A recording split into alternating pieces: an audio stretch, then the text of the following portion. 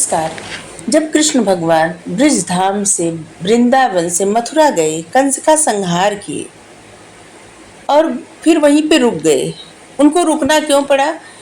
क्योंकि बार बार जरासंध वहां पे आक्रमण करता था और जिससे बचना नामुमकिन था। अगर कृष्ण भगवान न रहते वहां पे तो उन लोग मथुरा वासियों का बचना नामुमकिन था और इसलिए कृष्ण भगवान जी को वहां पे रुकना पड़ा। एक दिन कृष्ण भगवान बहुत ज़्यादा उदास और परेशान होकर बैठे हुए थे और उनके एक मित्र रहते हैं, सखा रहते हैं, बहुत नॉलेजेबल, बहुत ज्ञानी रहते हैं, जो कि बृहस्पति देव के शिष्य रहते हैं, उद्धव। वो जाके भगवान से पूछते हैं कि आपको क्या परेशानी? आप तो त्रिलोक के स्वामी हैं, आपको क्या परेशानी? आप तो जानते हैं ये जगत मिथ्या है, मोह माया से आप तो परे हैं, फिर आपकी आंखों में अश्रु क्यों है? आप क्यों इतना उदास हैं, क्यों इतना परेशान हैं, किसके कारण? तो भगवान कहते हैं कि हम ब्रिजवासियों के मोह में, मतलब ब्रिजवासियों के लिए, ब्रिजवासियों के मोह में, उनके प्यार से बंध गए हैं और सबको याद कर रहे हैं।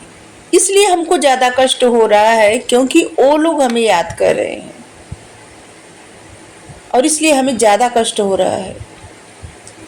तो उद्धव कहे कि आप तो त्रिलोक के स्वामी हैं, आप उनको समझा दीजिए। तो भगवान कहे तो मेरे बस की बात नहीं है, अगर रहता तो हम समझा के आते। तो उद्धव जी बोले कि आप कहें तो हम जाए समझाएं।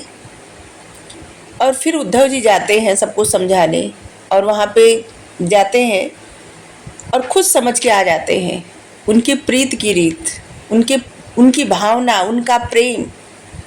और उद्धव को समझ में आता है कि प्रेम क्या होता है, प्रेम भक्ति क्या होती है।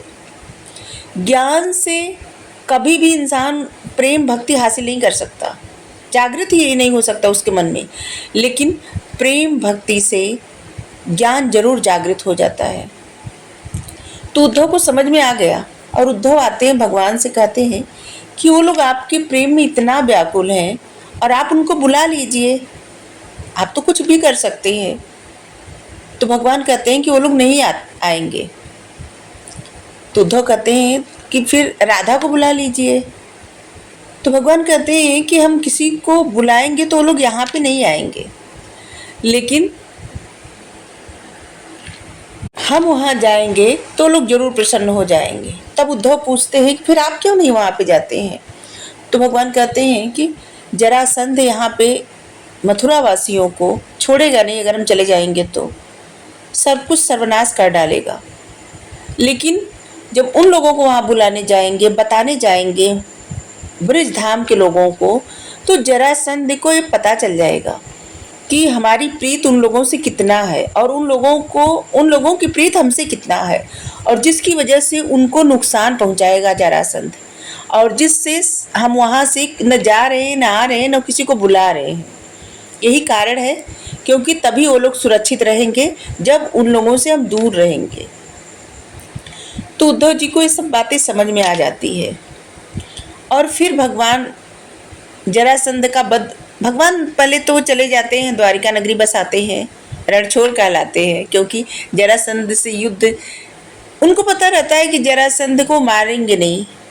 जरासंध का वध भीम के हाथों लिखा गया है और इसलिए भगवान उसको नहीं मारते और खुद चले जाते हैं, द्वारिका नगरी बसाते हैं और वहाँ पे रहते हैं।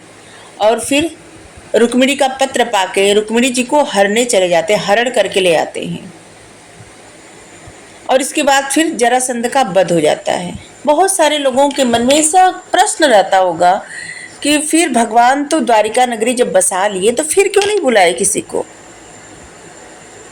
तो ऐसा है कि भगवान तो बुलाए ही होंगे, जरूर बुलाए होंगे, लेकिन जहाँ पे निस्वार्थ प्रेम रहता है ना, वहाँ पे स्वाभिमान बहुत ज़्यादा रहता है, स्वाभिमान बड़ा रहता है। भगवान राधा जी को बुलाए होंगे, वो नहीं आई होंगी, क्योंकि उनको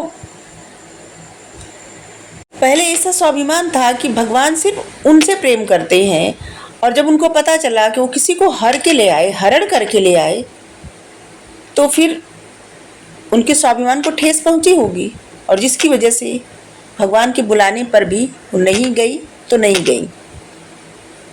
और शायद यही कारण है कि फिर वो अपने स्वाभिमान को लेके वृंदावन में ही रह गई और भगवान वहाँ पे उनको याद करते रह गए। राधे राधे।